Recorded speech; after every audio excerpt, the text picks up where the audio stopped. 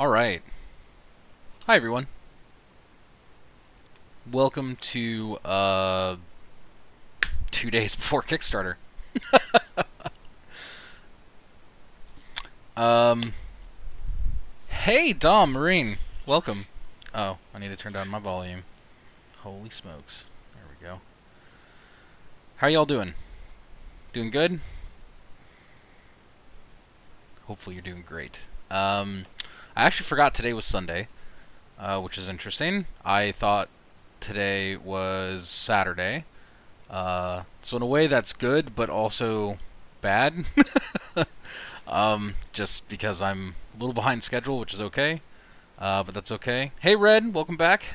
Welcome back to this live stream. So today we're not going to be doing any world building, but that's specifically because Naltulth Candlehurst launches in 2 days, October 5th.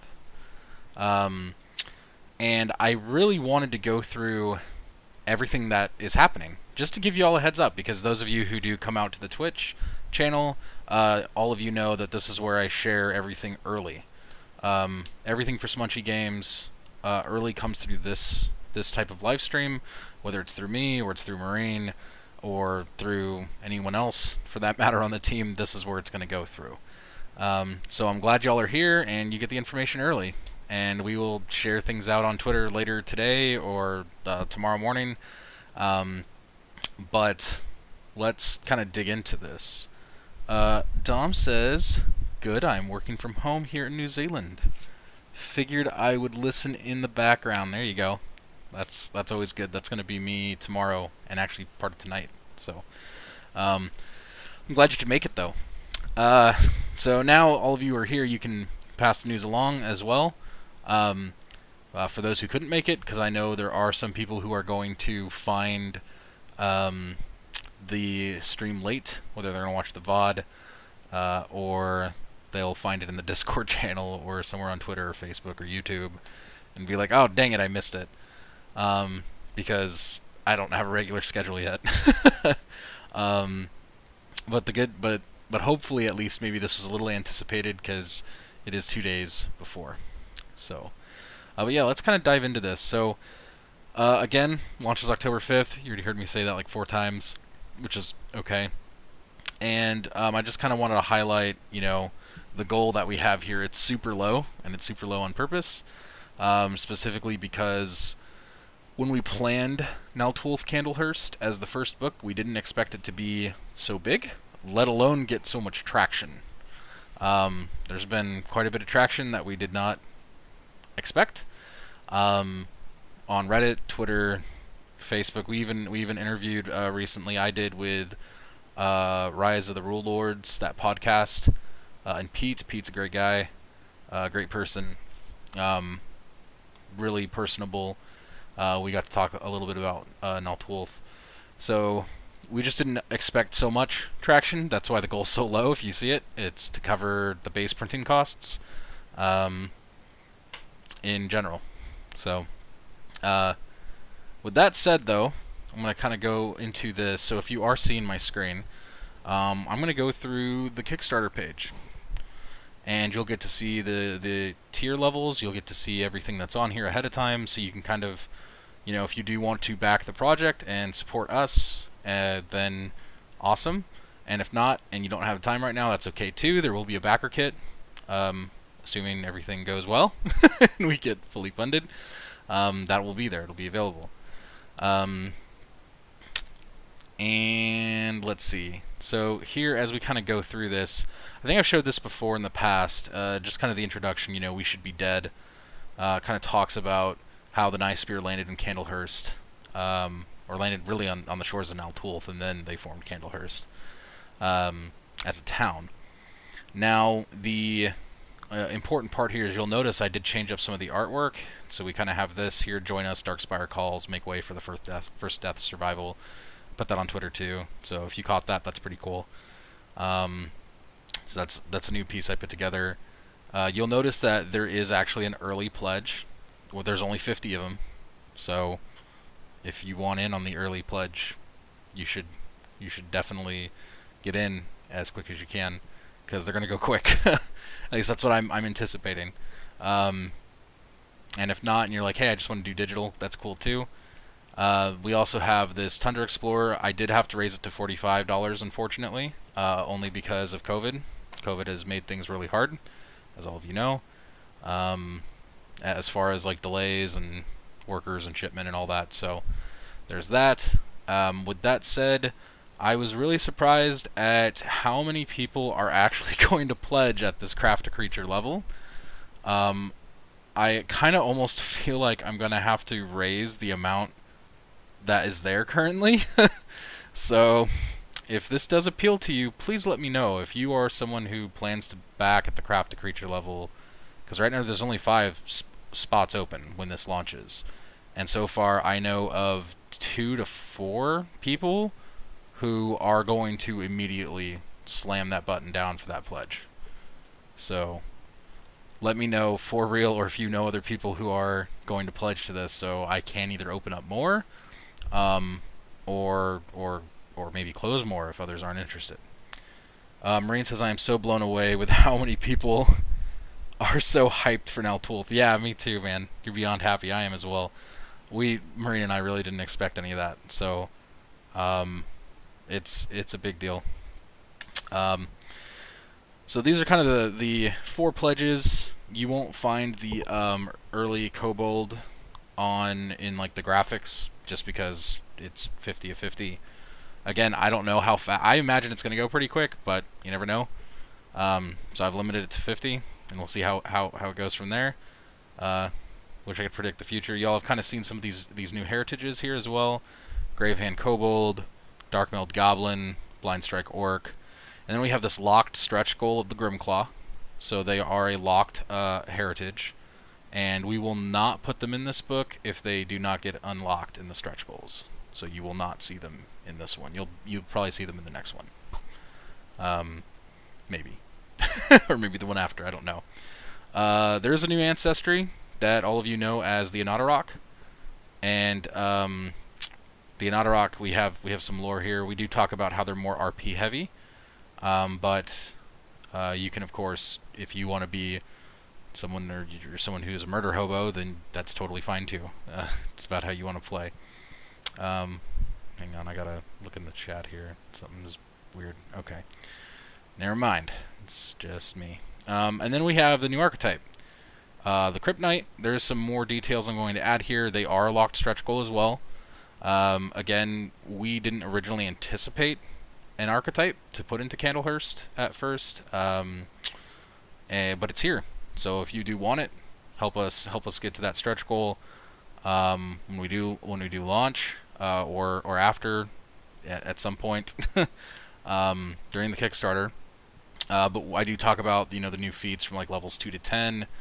Focuses on 2 styles of play that synergize with one another: Haunts and Putrefaction, which I actually talk a little bit about with Pete on Rise of the Rule Lords. We talk a little bit about how Haunts work, Putrefaction works, pulling from Marine's mechanics. So if y'all do have very specific questions about this archetype that we don't list on the Kickstarter, I can put them in the FAQs, or you can ask Marine directly. He's on Twitter, he's here in the chat. So there's a lot that you can pull out of that too. Red says, wish I could predict the future. Me too, right? So the setting, kind of covered that already. It's in a very cold place, and it's icy, and there's a lot of undead. A lot of undead. Talk about the town of Candlehurst. We talk about Bitterfall, which you already know a little bit. Now, I did add this in. This will also be in the book, the Civil War between the Blight Shadow and the Dark Spire. We talk about factions, and at this point, I had a great question from Pete on Rise of the Rule Lords, and no, the Blight Shadow is not a faction you can choose at this time anyway. Maybe someday in the future, if you really want to. They're definitely, I guess, if I had to assign them an alignment, they would be lawful evil. Where Dark Spire is more like chaotic good. So again, it's up to you. but the Civil War kind of just talks a little bit about it, and why the Blight Shadow, what their main goal is, which is to essentially make everyone and everything undead, whether they want to be or not. And then immediately gets DM'd through Discord, says Marine. New creatures, so we have the Chirpgower on here, we have the Trollgwyn, we have the Blight Shadow Skullkeeper. Y'all have seen me talk to death about these. You know, everyone loves the Chirpgower. That has been the #1 most favorited creature so far, which is cool. And then we have the Icy Lock in here. So the Icy Lock is essentially a man-eating bat. It's pretty crazy what it can do. We have the Gontantula. I actually put them in here now as well. So they're probably one of my favorites as well. Just the fact that they can climb slick ice walls in general, and you can ride them. So that's really cool too. And then we have the Mortise Monarch. This little insect, which can survive in Naltulth.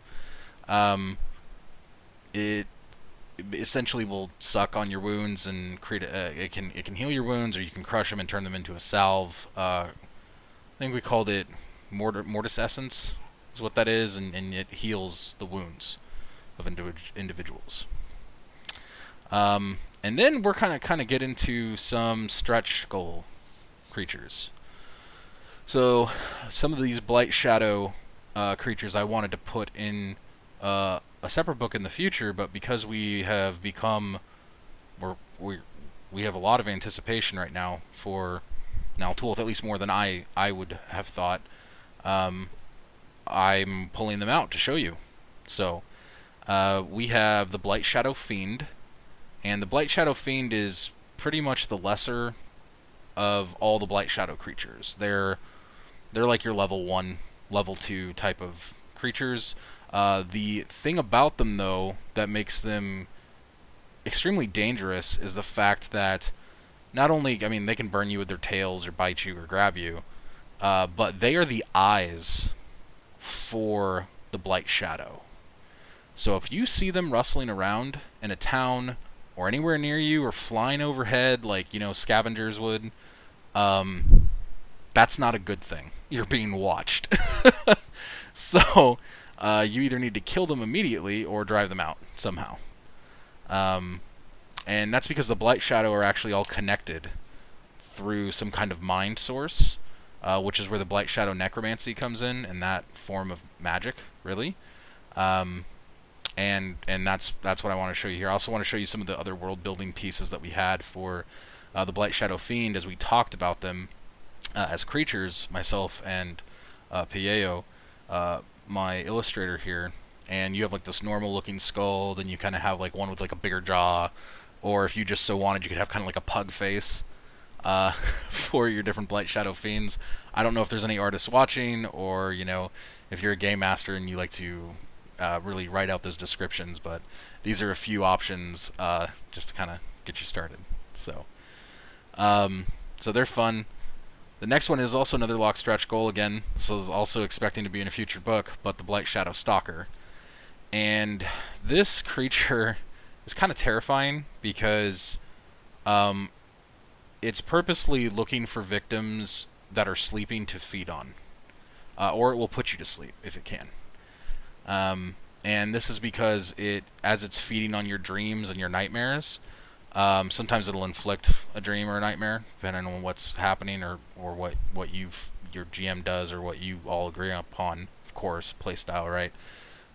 But lore-wise, that's typically what they do, and then what happens is they actually they drip feed that into the Blight Shadow like network, and it goes to the Zerkers. Now, y'all have not heard me talk about the Blight Shadow Zerkers, but the Blight Shadow Zerkers are essentially like a council of Blight Shadow. They're the leaders, and what they'll do is, because they are in rebellion against Darkspire, they are more or less going to try and craft things to throw at their enemy, which is Darkspire, the undead, the Night Spear, all the people that oppose undeath, forced undeath is what I should say. And the Zerkers will actually go out and craft these crazy bone creature things of undeath. Everything from monstrosities, which we'll get to later. We don't have that up right now. I'll actually be putting that in soon. Probably during the Kickstarter, you'll see that show up. Kind of the art for it, but then they'll even like craft behemoths and gargantuans and giants and other little creatures, right? That's what they're all about. Trying to find the best way they can to destroy and annihilate. And that's just how the Blight Shadow are. They are ultimately on a goal to summon their deity. And we'll talk more about that at a later time. That's going to be in a future book as well. That will not be in this book. All of those pieces like the Zerkers and the summonings and all that, you won't see that here. But you'll get some hints and tastes, which is really cool. So, this is another lock stretch goal. There's some lore here I've written as well. I did include a preview of the book. This way people who are curious and are like, I want to check out what it looks like, they totally can. So I've kind of included these pages as a work in progress. You know, it's not to say they won't change. They could change. But this is where we're at right now when it comes to what it's going to look like. Which is pretty good in my opinion. So, yay. I even include some of the creatures' stats in here. Who knows? They could change depending on what happens. But just to give out, you know, a thing saying, hey, we're pretty close to being done already. It just depends on what stretch goals are actually going to get hit, right? So there's that preview, which is really neat. And then I kind of go into deities. And right now the only one I really talk about is Darkspire, because the Blight Shadow deity, that's under wraps right now. So this talks about Darkspire a little bit, talks about who they are, their alignments, all those fun things, which their alignment is all. That's going to be a fun one to discuss later. Essentially here I have the sentence that says alignments are blurred when Darkspire only wishes for the survival of themselves and the survival of their devotees. Take that as you will. And we can talk more about that. They do have a weapon as well, which I believe is the Horse Chopper. So that's pretty cool. You'll see that in the book as well. If you wish to worship Darkspire and use their weapon, you can. The next thing is the new crafting and materials. So this is pretty damn cool, in my opinion. But it's been something that I've heard a few people really, really hyped for. And these are things that you can pull out and use in other campaigns. Not to say that you can't pull anything else out that we just went over and use in other campaigns, but this is supposed to be more like the unofficial Golarion, right? So you can these totally work with the latest releases, with Guns and Gears and all the other things coming out, right? Shadows of Magic, you can do all that stuff. Heck, it even pairs well if you backed Battle Zoo by Roll for Combat, which I think Mark is a part of them. But Roll for Combat, if you backed Battle Zoo, you're going to notice that they have mechanics in there to, you know, defeat a monster, pull it apart, craft some things, and then enchant it, right? So this kind of follows similar logic. We have Blight Shadow Bone, which is a new material. You can collect them from the Blight Shadow. If you destroy a Blight Shadow creature, this is what you get. You can take it, depending on, of course, your GM. But then there's also a process called Blight Washing. So you can actually Blight Wash Bone to do specific things when it comes to how the negative energy is contained, how that works with it, how Blight Wash gear happens. And this is really cool because this is actually something Marine came up with. So full credit to Marine on this.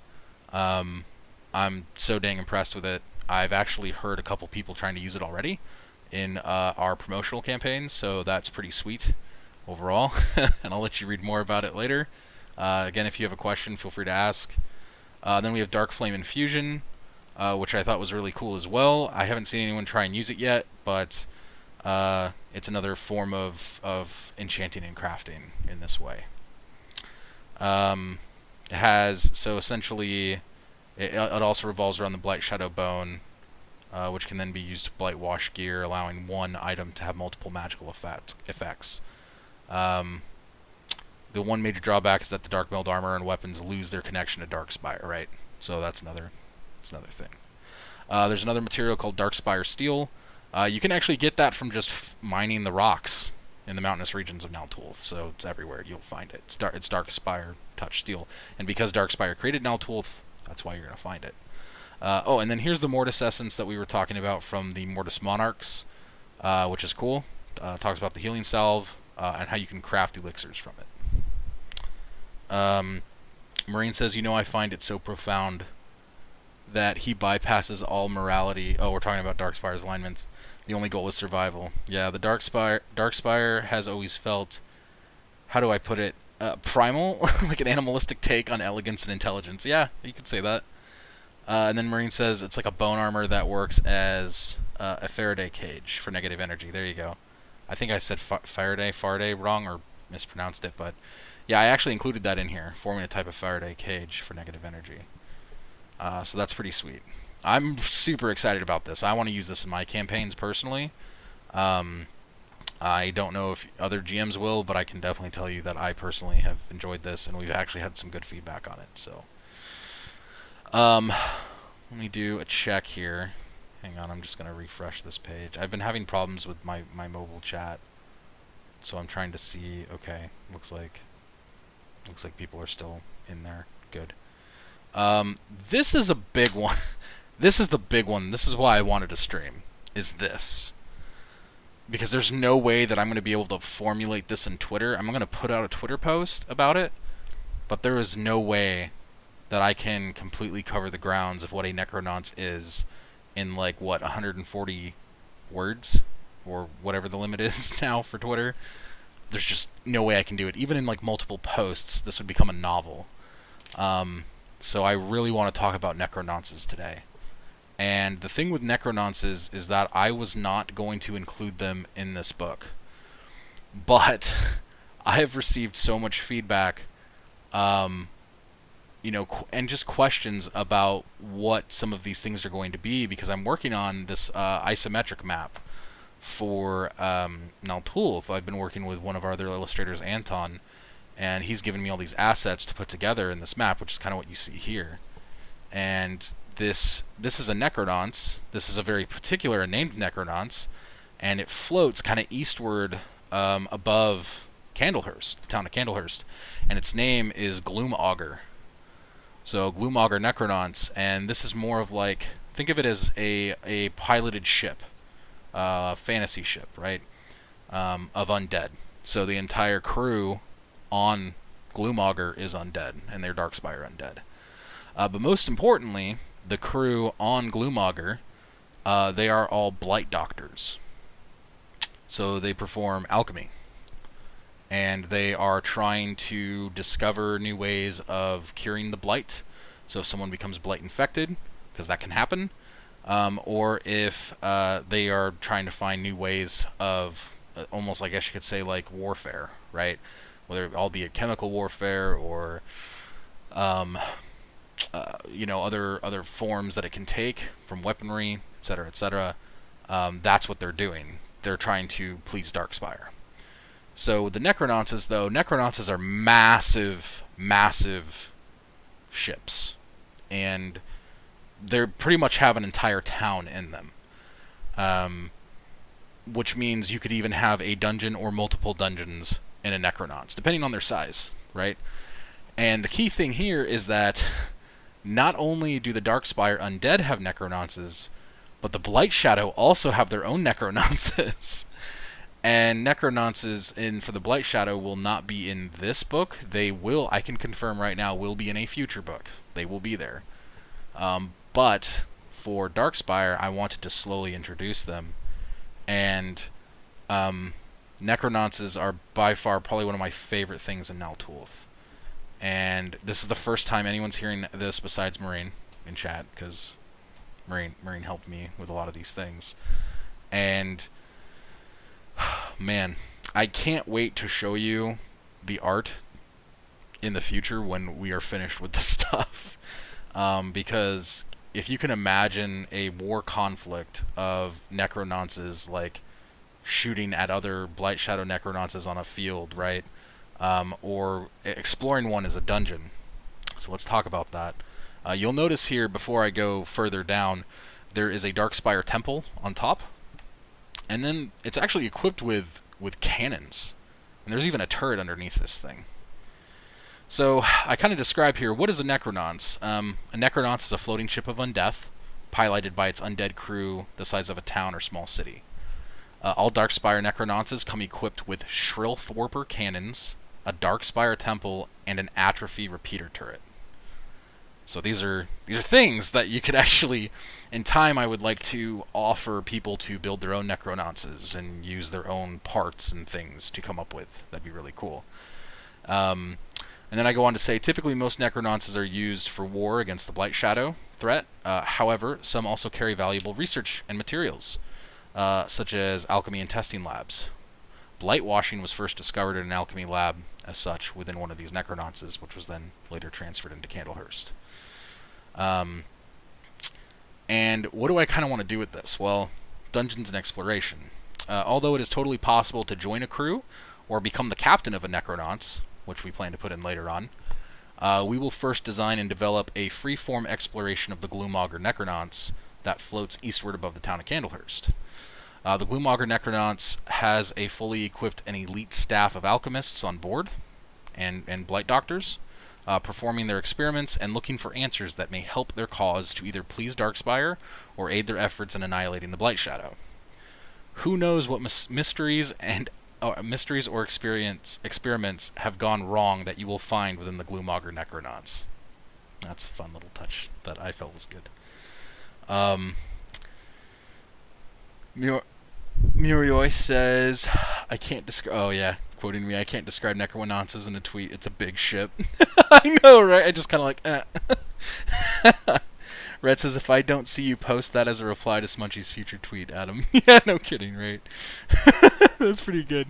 I just felt like there was so much that I wanted to talk about. But yeah, I guess I did kind of sum that up pretty well, right? With that said, the Gloomauger necrononce, this dungeon and exploration, is a massive stretch goal, and it is a $20,000 stretch goal. So if we do hit 20k, there's a bunch of stuff we're adding into Naltulth Candlehurst. So this is what we're going to be adding. So all the other ones are smaller stretch goals. You're just going to get like one-off creatures or one-off whatever, but this in particular is big. So in one stretch goal, for the $20,000, you're going to get a map of the Gloomauger necrononce for game masters to use in their adventure plans and gameplay. You're going to get new lore about the necrononces, the Gloomauger necrononce in particular, and world content for game masters to pull from. You're going to get new NPC characters. You're also going to get new terrible experiments and creatures to encounter. You're also going to get new magic items that may be crafted and or obtained by player characters. And we are going to add a new archetype called the Blight Doctor, curing the Blight one potion at a time. So you get 1, 2, 3, 4, 5, 6 things in one stretch goal at 20k. And that's not to say that the other ones are lesser or insignificant, but we felt, at least I personally had felt, that this was good for something that large. Because if not, then clearly we'll be releasing this as a separate book, and you'll just be able to pick that up later on in another Kickstarter. So, but if we do hit that, you know, I kind of have to be prepared. Again, I can't predict the future, so I don't know what will happen here. But I also feel like that's a pretty sweet deal. Murioi says, don't get me wrong, the crew concept is much more complex, but the ship itself is a big ship. Yeah. Marine says this is the true goal. Yeah. But still very cool, says Murioi. I like the idea of having dungeons set there. Yeah, absolutely. So here's a sketch of one that you can kind of see that has been worked on in the past when we were concepting.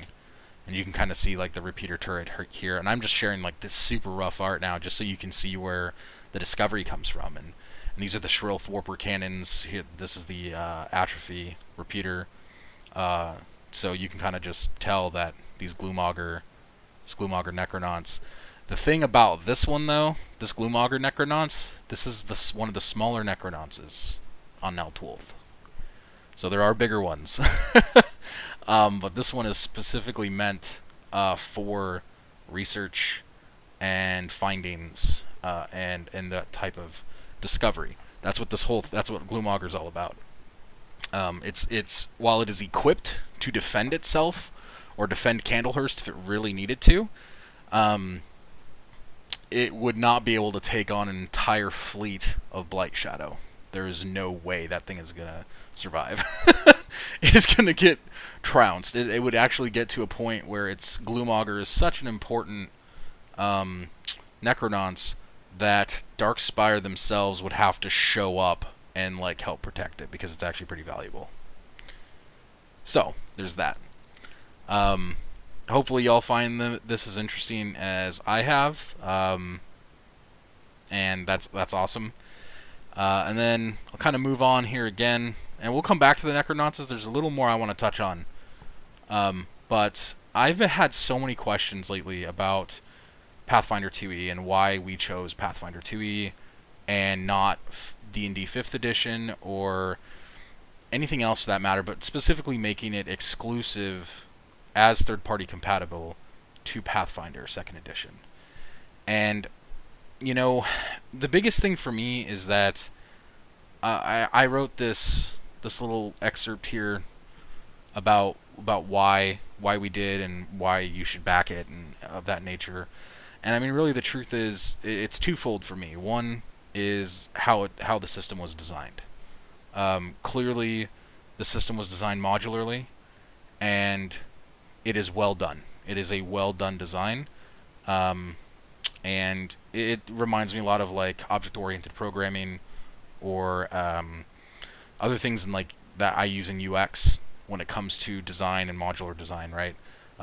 Like that's why design systems exist, templating, all that. Like it comes back down to that, and they did that really well. The Paizo staff and the freelancers and everyone involved. The second thing is because of the content that it puts out, right? There's something about what is available to people in many different walks of life, right? And I felt that was pretty important too. And, you know, those are twofold. There is one thing now that I'm going to kind of lay on, like on the business aspect. And this is the one where, because people know that I have a very business-centric mind in marketing. And they're like, yeah, but you're going to kill it with 5e if you do put Naltulth on there. And I was like, yeah, but that's not the point this time. And they were kind of shocked by that.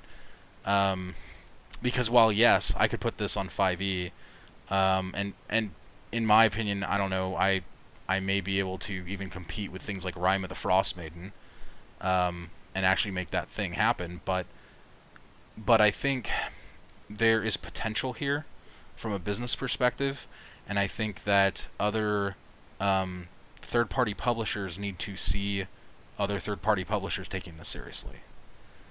And I can tell you right now, there is the heart of the community is there are two people.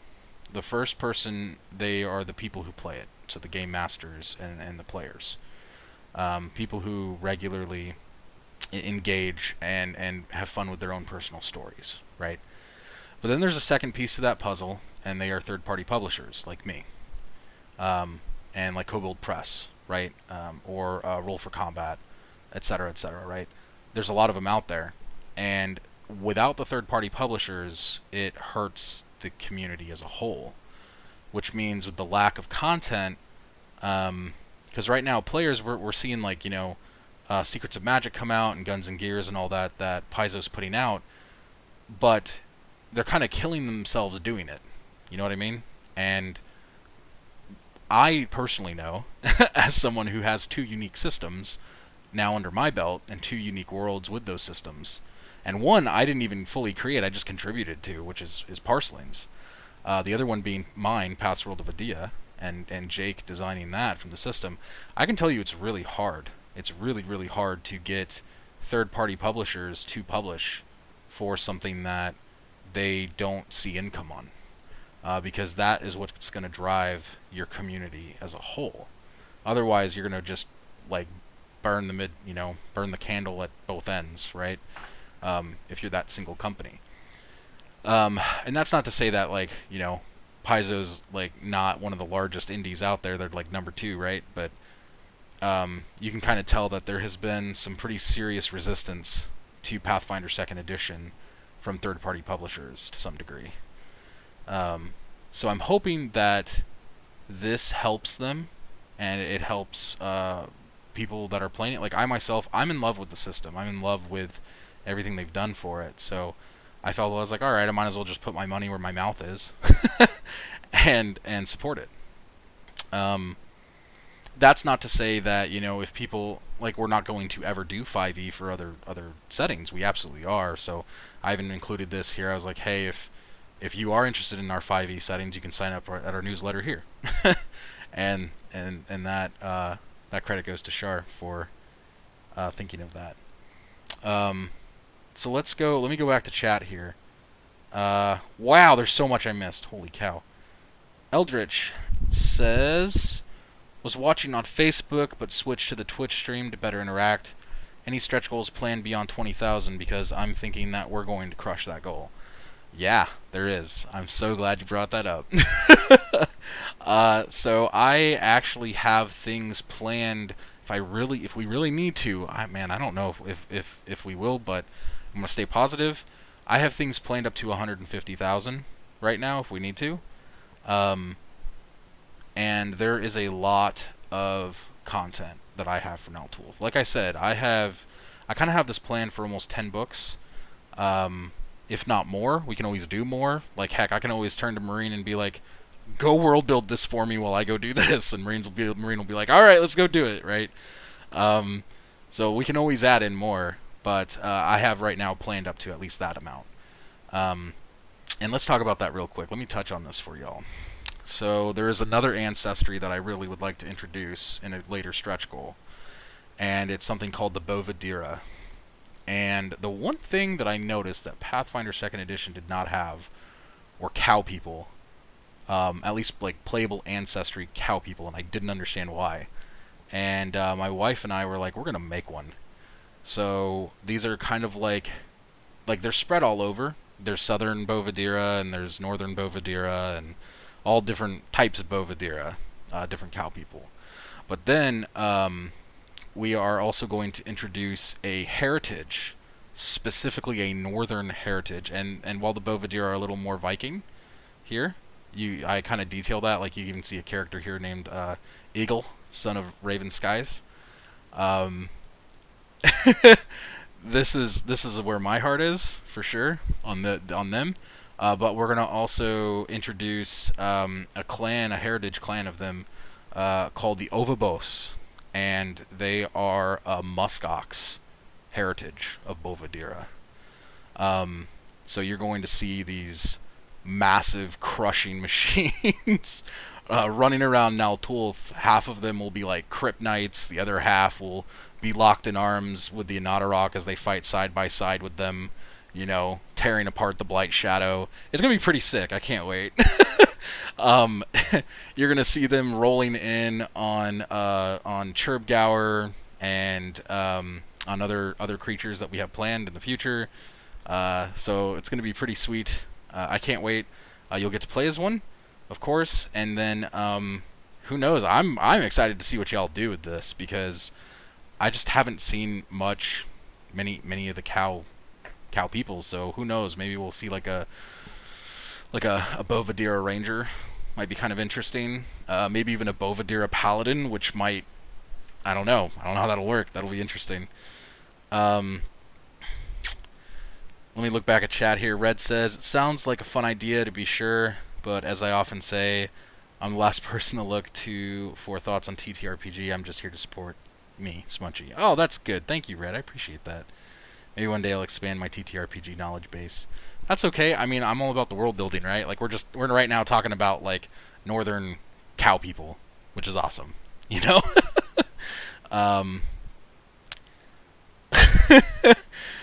above was posted, Remurioi, just so Eldritch posted too. Okay. Marine says, cries, tears of joy for extra work. Yep, me too, man. Eldritch says, "Woo!" Excited Ric Flair noises. I can't do Ric Flair. I'm trying to channel my inner woo. So yeah, there's so much content that I have lined up for this. It's crazy what's gonna come out of this in the most positive of ways. So, um, that's not to even include some of the other things that Marine has put together that we just haven't talked about. There's even things he's working on that we can't talk about right now. That is very specific to world building that we're going to use in the future. So again, if we hit that $150,000 goal, whoa, that would be incredible. But right now, I'm being very humble about it. So I'm just very thankful for everyone who's interested. So. Marine says, I have a mountain of world building stuffs for Naltulth already made, so I'm hoping to get to use some of it soon. Right, exactly. Yeah, there's so much. And Pieo's ready. Like, he actually just told me recently, you know, like he was just ready for work. I've just given him a few things to work on, and then there's going to be like a massive dump of art that I'll be needing. So we're kind of in there. But yeah, so the Bovadira is a thing. As you can see, I've even highlighted their society already, their physical description. I already got the you might and the others probably. You know, this is all in here. So that's going to be fun as well. The Ovabos I haven't fully flushed out in this way. It's more notes everywhere. But that's a thing. And then I think one more that I'll dive into. So we kind of have a lot of like Blight Shadow lore brewing. And I talk a little bit about Blight Shadow Necromancy, so you'll see that in the future. You'll actually see the characters of the Blight Zerkers show up. That'll be fun. Among so many other things in here. You're kind of already noticing, like, just from all of these names, like, we already have two other towns, really kind of, cities kind of planned. We have one called Furlan's Rest, another called Coldhammer. And there's going to be a bunch of stuff in there that's going to flood out as well. I mean, again, like I said, there's a lot. There's a lot going on. But anyway, going back to this is exactly why we chose Pathfinder 2nd Edition, because this is exclusive compatibility, third party, to Pathfinder 2nd Edition. We're not going to transport this to 5e. We're not going to transport this to any other system. You're only going to be able to find it on Pathfinder 2e. So if you are really interested and you enjoy 2nd Edition, this is where we're going to be asking now everyone who plays 2nd Edition, because we are going exclusive with this, to please, if you can, support us or share it out to the other Pathfinder 2nd Edition community. And if they're interested, then back us, because we want to make more for 2e. I know I do. I know Marine does.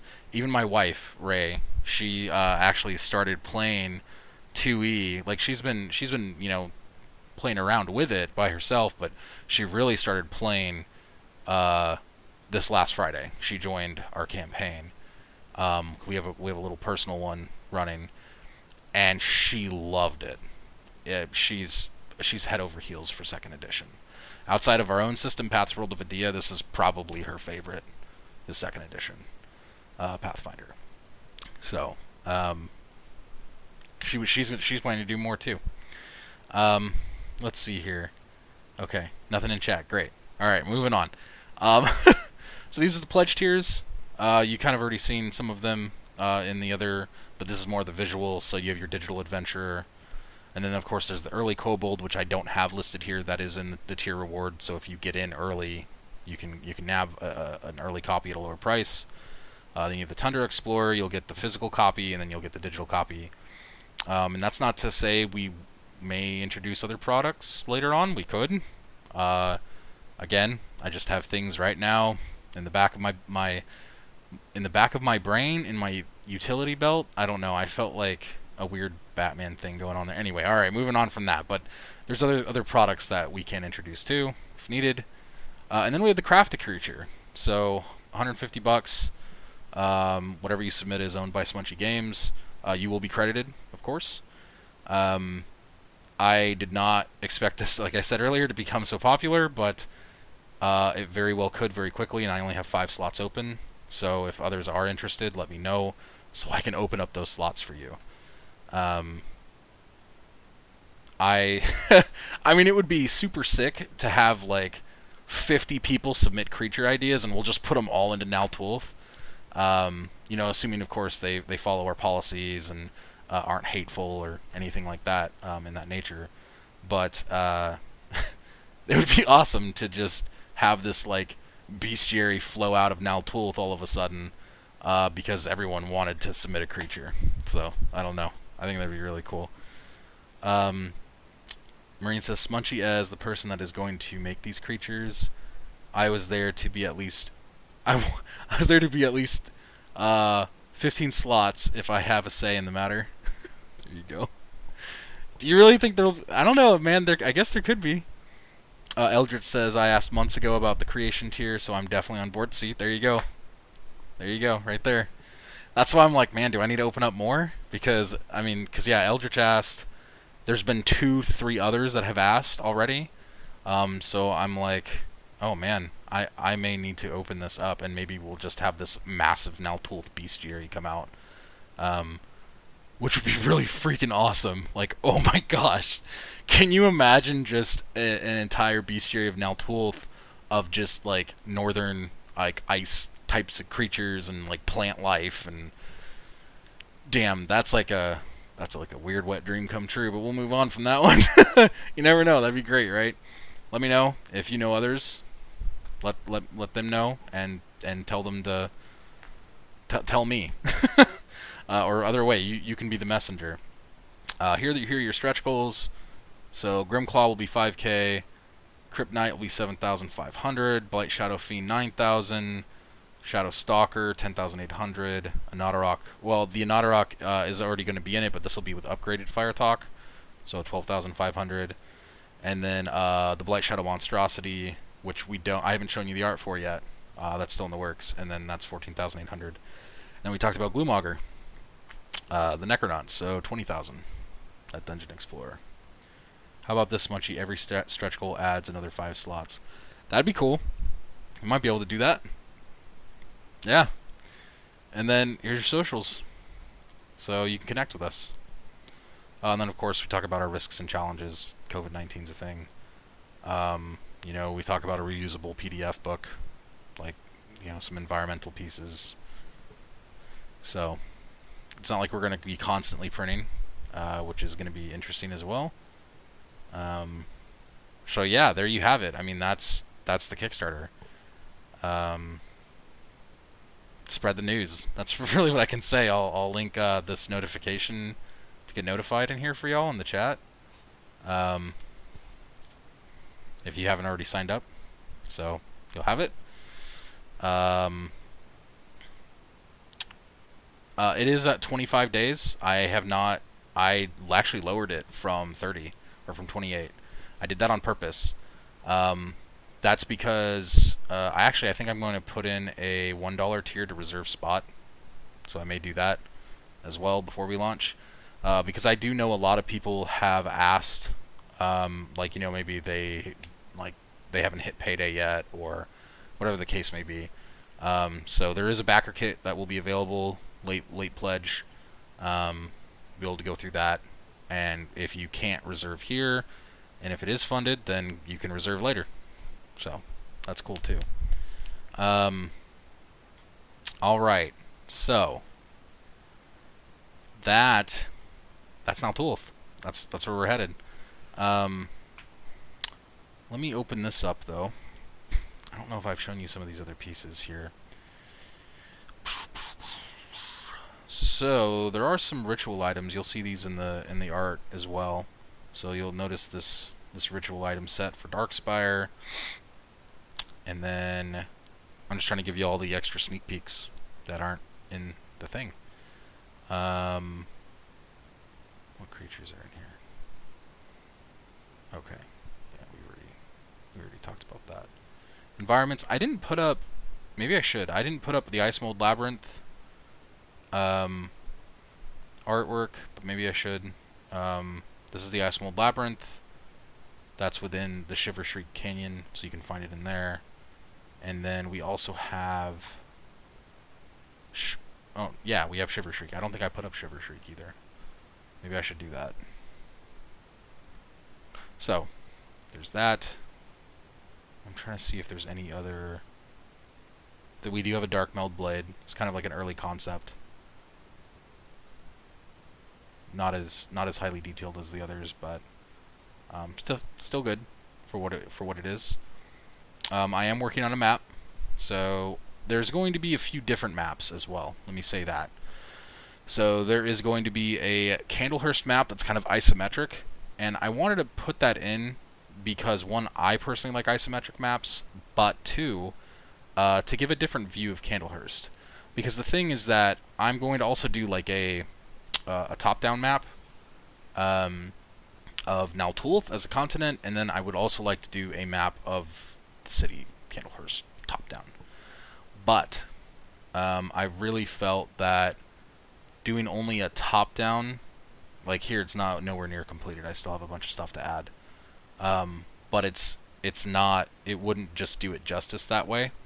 So you can actually see the keep here with the docks. You can see the caves that I've already started to plug in. This is actually where some of the natives were living, like the Blind Strike Orcs, Dark Meld Goblins, the Gravehand Kobolds. They were starting already to live here near the shores. You have one of the temples. You have the little lookout towers all around it. You even have these massive crystals, which we have not talked about at all. There are massive crystals in certain places growing in this frigid climate. Talk about that later. But there's this map, and then I'm going to make a couple more. So, and actually what's really cool, so these are all the different assets that were given to me by Anton. So I'm going to be using all of this to craft it, which is really great. You kind of got the Slippery Chair Tavern, you got the Blight Washers Pail, I forgot what we called that, Marine named it, which I thought was really neat. So I have a little Blight Washer Pail, Blight Wash Pail there, just to kind of signify where that's at in the city. You see more crystals, stone, mountains, caves, ships, so that's all fun too. Yeah, I mean, that's pretty much it for art right now, but wait, let's see, do I have anything else in Ancestries? Not yet. Yeah, you just saw a large list of them as we went down. So like I said, there's a lot of things out there. Heritages too. And, you know, there is a thing that I did want to actually ask y'all since I have you here. Oh, let me go back. Let me go back to this. I'll just focus on Dark Spire. They are lovely. So Marina and I right now we're introducing the two new archetypes, right? We have the Krypt Knight, and then if we hit the $20,000 goal, we have the Blight Doctor, right? We have been bouncing around a lot of ideas for like classes as well. It's getting harder, in my opinion, to introduce a class only because of the Thaumaturge. I don't even think I'm pronouncing that right. But even the other one that they're releasing in beta, there seems to be a lot of different classes that Pathfinder has out right now. But I know I have a few in lore that, and like in the world building side of this, that we could potentially turn into a class that is actually very unique. Is that something that would interest y'all though? Because I know that right now y'all have asked a lot for archetypes. So that's what we've been focusing on. Is the Belching Trelgwyn there? No. I don't have an icon for the Belching Trelgwyn. Yeah, that's actually kind of like there's like an ongoing joke in Naltulth. It's weird because like Dark Spire has like given them everything except for it seems like ale, and they're constantly trying to like source it. So there's a great need for adult beverage sourcing out there, and you have all these like little taverns and showing up, and they're like, where do we get the alcohol? So yeah, So maybe, who knows, there'll be new ways to craft ale and mead and other things like that. Make our own IPAs, man. But yeah, I don't know. I just thought I'd ask about the classes if y'all are interested in that. There's a few we can do. Granted, that will require some pretty serious playtesting on our side, but it is a possibility. So I don't know. Let's see. All right, I think I got that covered.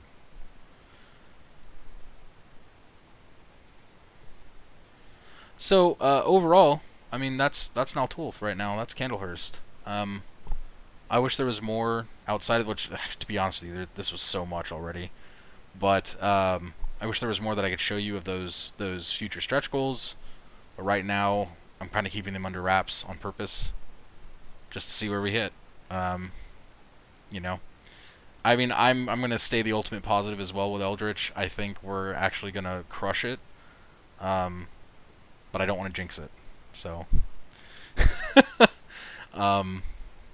yep. That's that.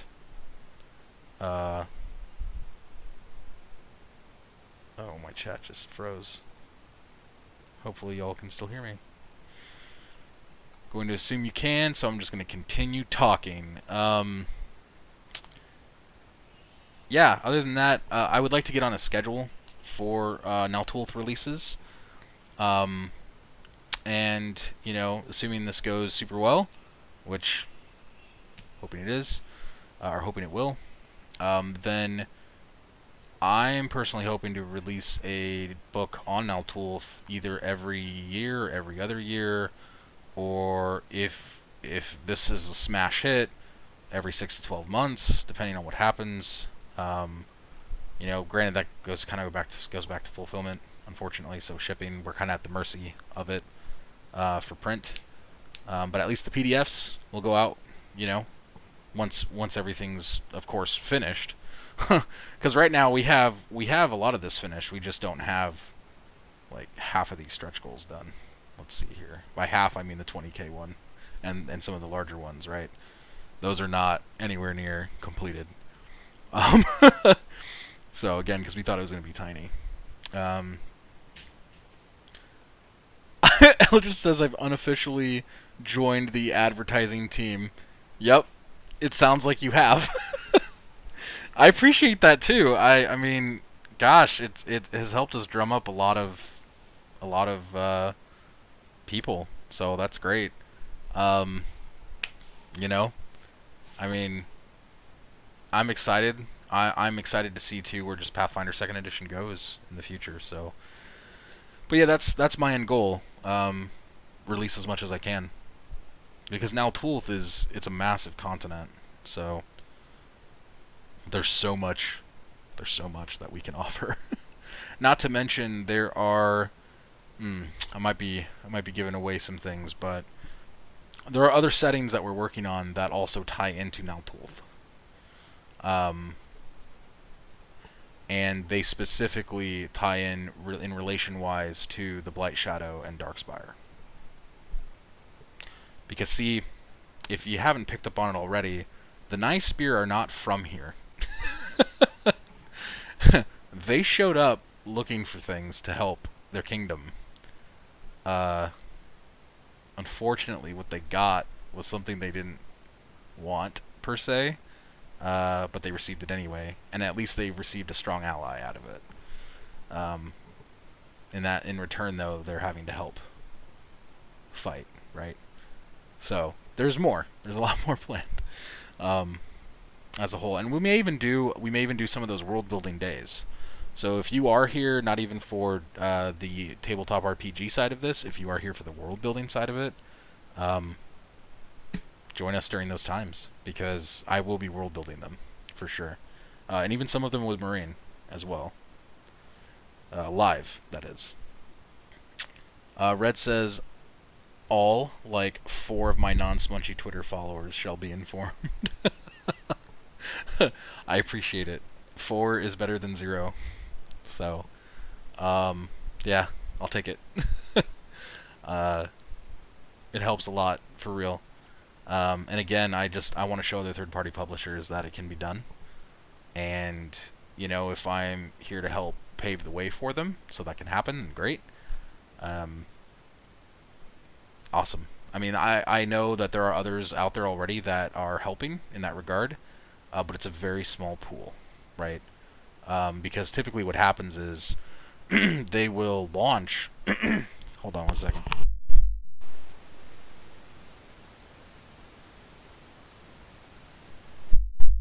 Had a cough thing going on. Anyway, I know when they launch, typically it'll be like Pathfinder 2nd Edition and 5e, right? So I haven't really seen anyone exclusively, well, except for I think one or two others right now, do only Pathfinder 2e in third-party compatibility, right?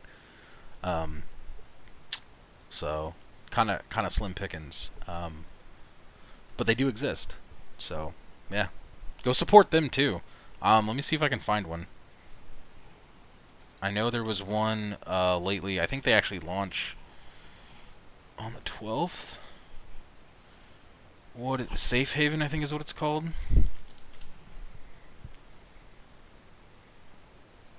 There it is. Yep. By DWR. Dice Will Roll, I believe is what they're called. Here, I'm gonna plug them in here into Kickstarter too. Or not into Kickstarter, but into Twitch.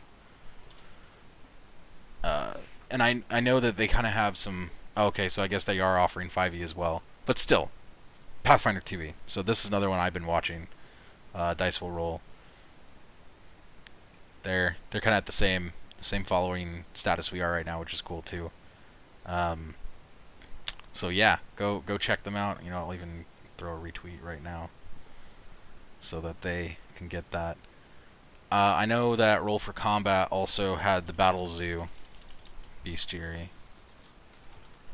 I can't think of any others though at the moment. Yeah, so Roll for Combat. This was just really cool. The Ancestry's Dragons. Like, I saw that and I jumped on that so fast. I was like, that's mine. Because we're doing... Oh, alright. So now it's some sneak peek time. Some of you know that we were originally only going to do Dawn of the Dracoskine for 5e, but after that night we played with Ray, she was like, I want to do a Pathfinder 2nd Edition version of Dracoskine. And I was like, alright, then we're going to do that. So y'all may have seen this. I sent a message to Roll for Combat at the time, just sharing this with them. So it was really awesome to see that they had this Battle Zoo Ancestries going on with dragons. Like, they kind of already just made it really easy for us. So now I can just kind of... Oh, where'd I go? There I am. I can just sort of pull in these dragons. And this is the goddess. This is Ilanestra. But I can pull in... Let me see here. I can pull in the gnomes. So we have gnomish wyvern for dragons. And we'll put this into 2nd edition as well. And then we also have tiefling. We have lung dragons, which are really freaking cool as well. And there's a lot more on this too. We actually just got finished, my wife and I, Ray, we just got finished world building a mushroom town for the wyvern, the gnomes. So that'll be really sweet as well. I'll get to share that out with you at some point. So I'm excited about that. There's so much I just missed in chat. Eldritch says, I know the botanical... Oh yeah, the botanical bestiary. I want to talk about that too. Final numbers, we were 2/3 Pathfinder 2e. Battle Zood's numbers haven't been put out because you select your system in the Pledge Manager. 2/3 PF2e, 1/3 5e. Yes, Dracoskine for PF2e. There you go. Yeah, oh man, I saw this. What would you call it? Botanical? All I reckon botanical bestiary. Yeah. So this is so dang cool. If I can find it. This, oh my gosh. So I'm clearly late to the party, but this was so dang cool. And my wife Ray, she plays a Leshy, and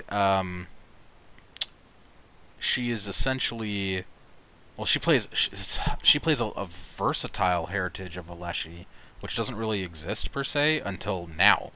Which, like, I saw this, I was hyped. Was it this? No, it wasn't this. It was, where is it? This. I saw this tweet, and I immediately went and showed Ray, and I was like, they're working on a versatile heritage for Leshy. And she's like over the moon about it. So the fact that this is a thing is really cool, because Maureen and I are talking about doing an undead one for Naltulth. So that's also another future one that we didn't talk about yet. So things are just coming up now. We want to do an undead version of this, which is pretty dang sweet. So, yeah, I'm gonna. Where is this? Here, I'll link their backer kit in here too, because Botanical Bestiary.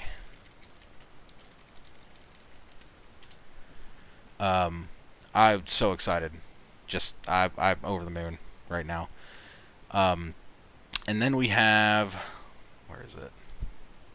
What else did Eldritch say? Oh yeah, okay, Battle Zoo Botanical. And yes, at Dracoskine for PF2E. Marine's like freaking out. Oh man, oh man. I just realized how much cooler we can make these guys in PF2E. I'm gonna have my work cut out for me. Okay, good. That's awesome. So yeah, go and follow them too. There's some really cool stuff being put out. So there's a lot of like actual play streams and podcasts as well happening. I'm on the hunt for other third parties right now. Like I'm actively, and I know like Beetle and Grimm, they're one of the big ones for Pathfinder 2nd edition. So besides those four, like I think there were a few others that I remember Dom telling me about. Oh, I can't think of them. But I know the crazy part about this to me is like it's in total there's only like 20 or 30 at most third party. So I'm just not and unsure who else is out there.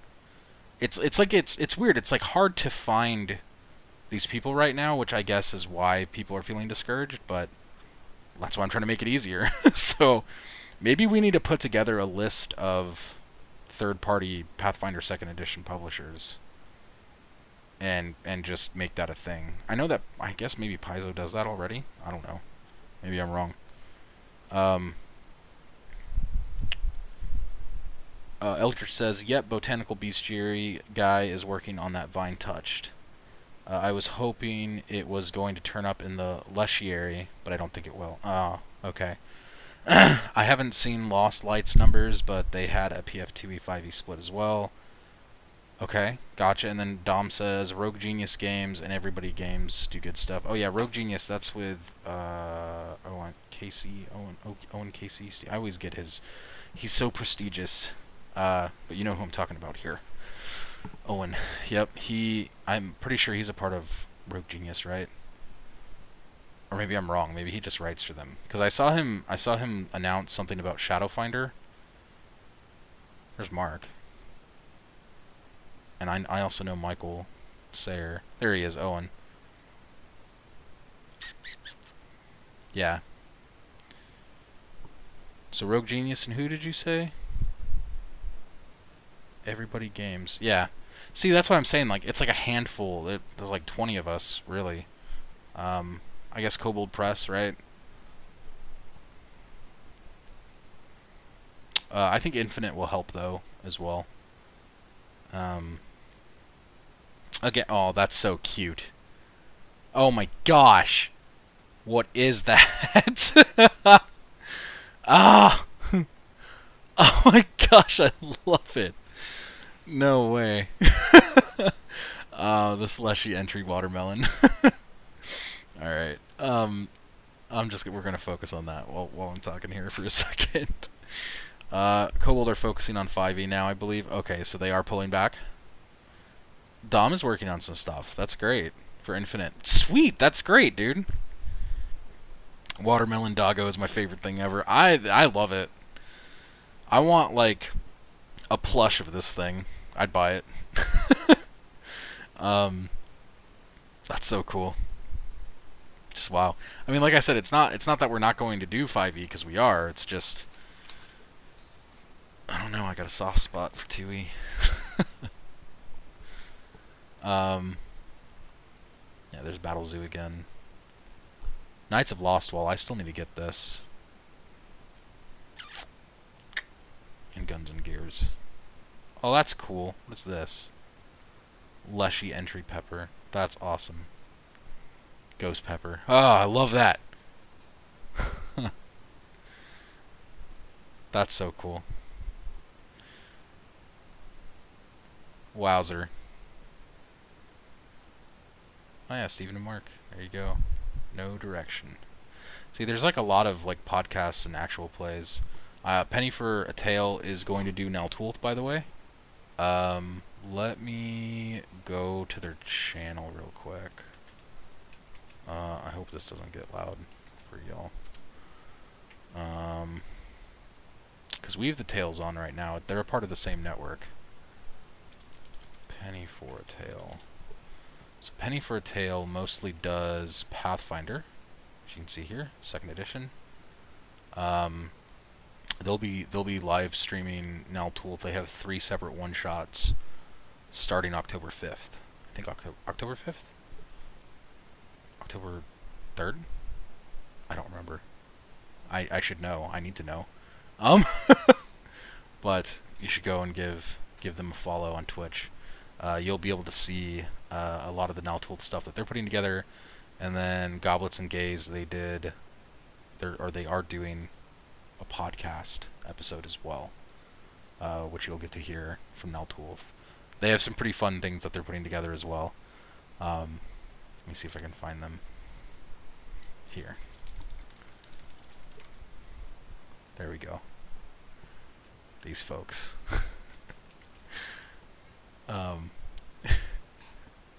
to their top. Here we go. Yeah, go check them out too. I'm just plugging everyone at this point, just because there's too many cool people doing too many cool things. So, but I just want that list of I want the list of people's out there. So maybe we need to make our own list if it doesn't already exist today.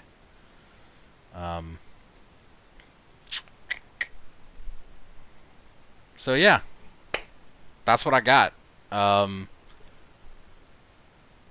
Again, there's so much more.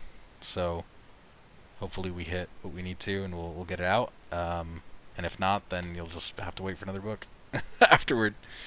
If y'all do have any other questions, though, feel free to DM me. Like on Twitter, Discord, Facebook, Reddit, Instagram, doesn't matter. Wherever you can find me. Even here on Twitch is fine. I have no problem with DMs. Like, yeah, usually I'm normally really busy, but I actually welcome them. You know, if I don't respond right away, it's not because, you know, you're bothering me or whatever the case may be, or like you're like, oh no, maybe I shouldn't speak with them, or some people have thought in the past that I was like untouchable. I'm like, no, I encourage it. It's just if I'm slow to respond, it's just life. Like between all of what you see here and then you know, my family. So I don't know if you've seen the door open a couple times already, but I have 5 kids. You know, my wife. I do other things outside of Smunchy Games. So like, I mean, I have all my game stuff, but then I have all my consultancy stuff, and then I have my other businesses. So like, I have so many things happening at once. But I will respond to you. I promise I will respond to you. It just takes some time. That's all. The other thing too is that, you know, in the future, the more we do with Pathfinder 2nd Edition, the more we'll probably open up some like collaborations, which will be cool. So, you know, if people are interested in that, let us know.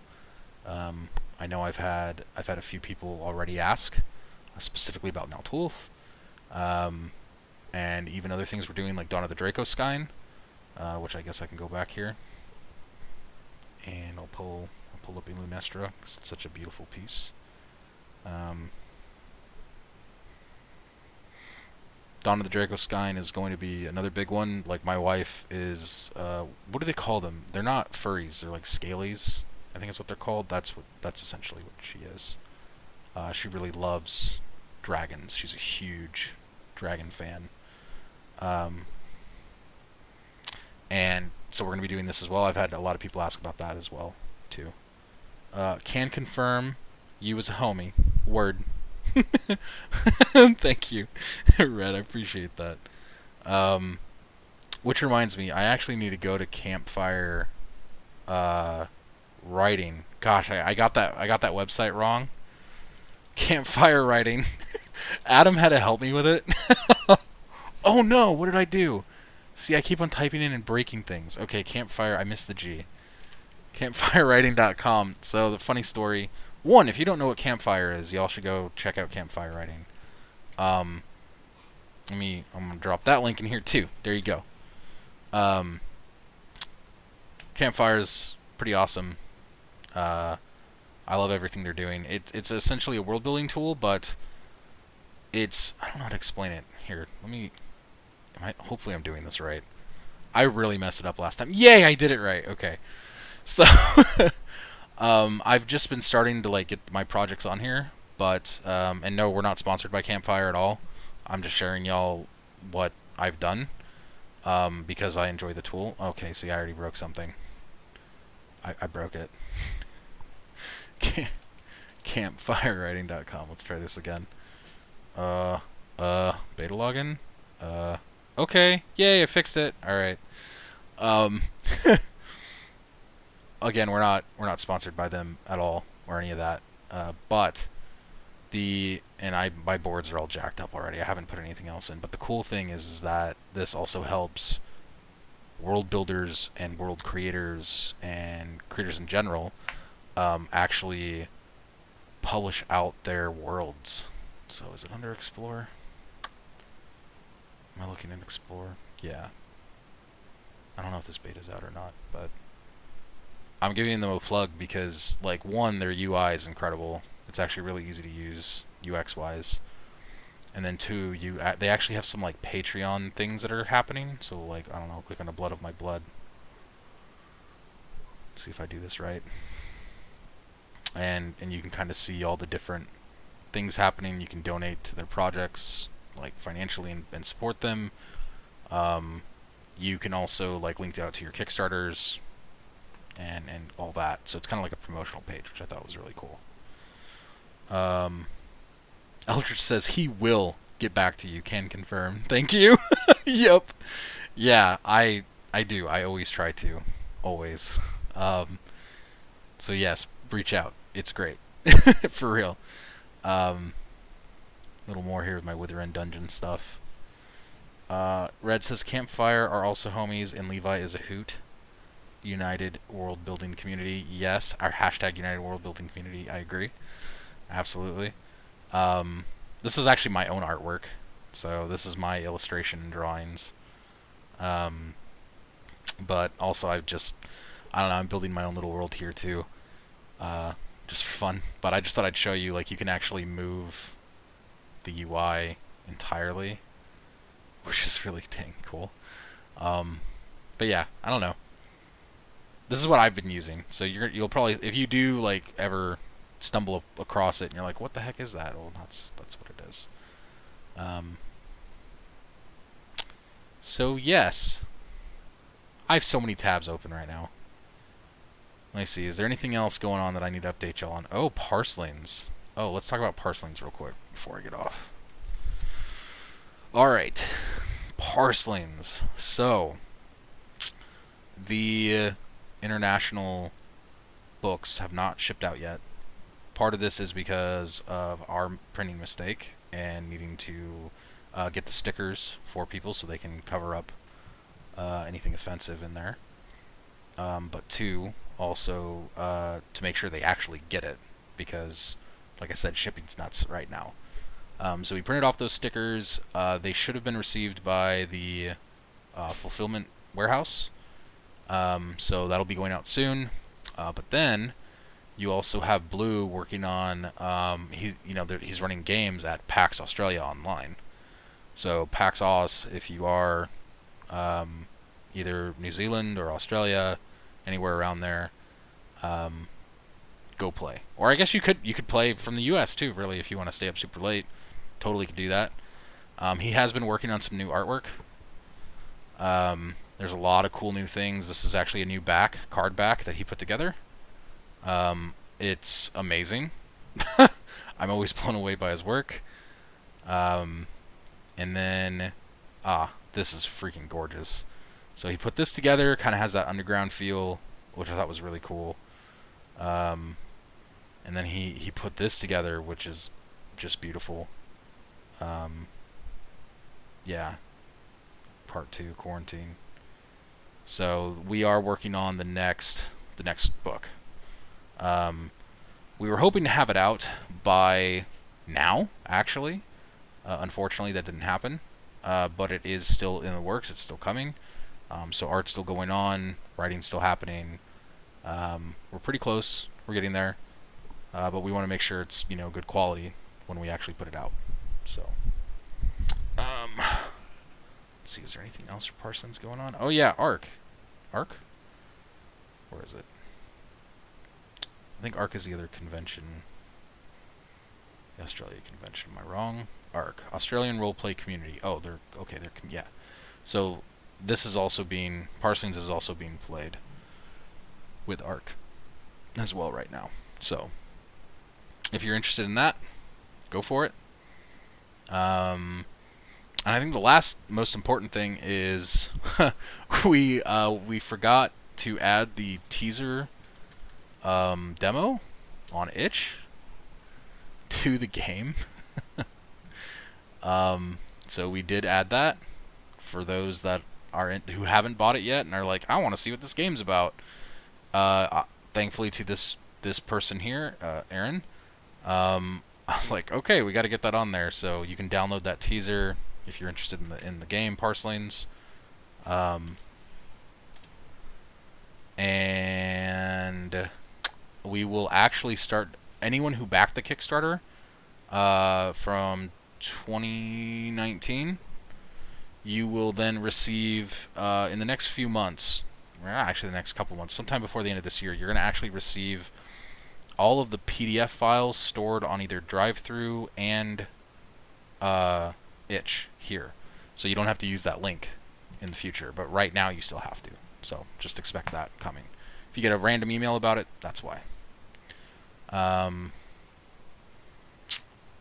to think of other things. I think that's really it. I think I covered everything. So thank you all for coming out and listening to me. I think the next stream that I'll do will probably be either sometime next week or the week after. It'll probably be a world building stream as well as covering Naltulth, because this entire month is going to be Kickstarter for me. So it's going to be a mix of Kickstarter, Naltulth, Candlehurst, and then Parslins, because I'm also doing Parslin stuff this month too. So I have to get all that stuff still fulfilled and get it out. And we have retailers that are buying up Parslins, so or offering it at least to see if they get any bites. So that's pretty interesting as well. So I'm kind of paying attention to that. I think Cool Stuff Inc. actually has Parslins on their website right now, which is really dang cool. If y'all don't know what Cool Stuff Inc. is, they are one of the larger e-commerce tabletop retail companies. So through their distributor, yeah, here it is. They put it up, and I'm like, holy crap, that's amazing. So we're in retail, and it's pretty cool to see your name, with all of these big names up here. So that's pretty great too. Someone as tiny as us. I say tiny, but I think we're just evolving very quickly now. So anyway, that's what I got, folks. So yeah, I'll try and stream next week or the week after. World building Naltulth Kickstarter, or not world building Naltulth, but we may. I don't know. We might. I have no idea. I don't know. I'll let you know when it happens. Usually Saturdays or Sundays are probably when I'm going to be streaming. So keep an eye out, an ear out. Follow us on Twitter, right? Or anywhere else, Facebook, YouTube. So, all right, y'all. October 5th, mark your calendars, Tuesday. We're launching. Hopefully we're going to launch. I'm planning to launch at 10 a.m. Central. 10 or 11 a.m. Central. So that's, I think, 11 or 12 Eastern and 8 or 9 Pacific. I think I got that right. And then, man, Australian and New Zealand times, I don't even know. Like, I should know them by now because I work with Blue so closely and all the time, but I just don't know what that time would be. Red says, congrats and good luck with the Kickstarter, mate. Thank you. I appreciate it. Here we go. So, yeah, that's it. All right, folks. I'm gonna get off, and again, you can DM me anytime. I'll be here. Thank you for chatting with me. See y'all later. Bye. Oh, wait. How do I raid? I should raid someone. Who's on? We're gonna raid Weave the Tail. Because I love those people. Weave the Tail. Let's see if I do it right.